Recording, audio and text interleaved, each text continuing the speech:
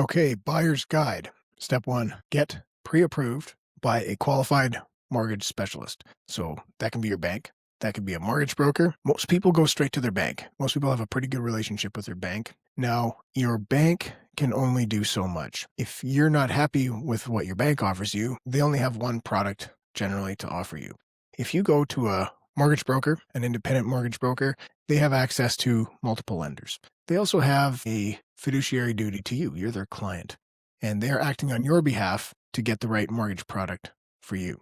So the way it's going to work is they're going to ask you for a whole bunch of documents. There are basic pre-approvals. We used to call them in the car business a 5-line pre-approval.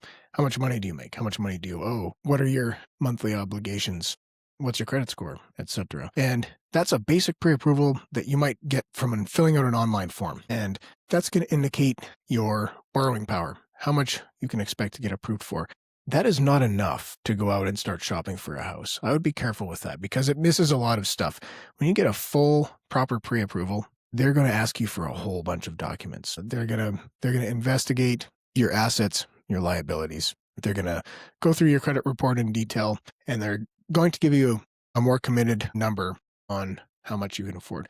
It doesn't mean you have to spend that whole amount. Most people don't want to, but that is based on the lender's calculation on your credit, etc., how much you can afford. So before you're going out looking at houses, you want to have that done, because if you go out and you find something that you love and you want to make an offer on it, probably you're going to make a conditional offer that's subject to getting financing, but you might not be able to afford that place. Even I've had people that have filled out an online, how much can I qualify for type form, and it said, oh yeah, you're good to go up to 650, and then they find a place that's 575 and actually start submitting stuff to the lender, and they go, yeah, this isn't going to work. I just went through that recently with a client. So don't make that mistake. Get in front of it. Go out, get yourself pre-approved. If you don't know any good mortgage brokers, I know some good ones. I know lots of good ones. I can recommend them to you from various different lenders or independent offices. As always, anyone that I'm recommending to you, my criteria for recommending them is that 1, I've worked with them before. They've helped my clients in the past. And 2, they did a great job. They had a great result for my clients. Their communication was good. They were accurate. They were thorough.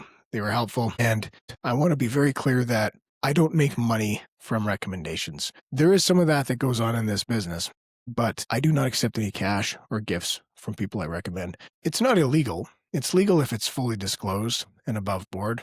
But the thing is, it's a bit of a conflict of interest to me. My criteria is that I'm recommending who I think is the best person that's going to get you a great result. I'm not getting anything from them except a job well done and my client, you, being looked after. So keep that in mind, because you're going to need a lot of recommendations along the way. And I've got all kinds of different vendors and services to recommend to you.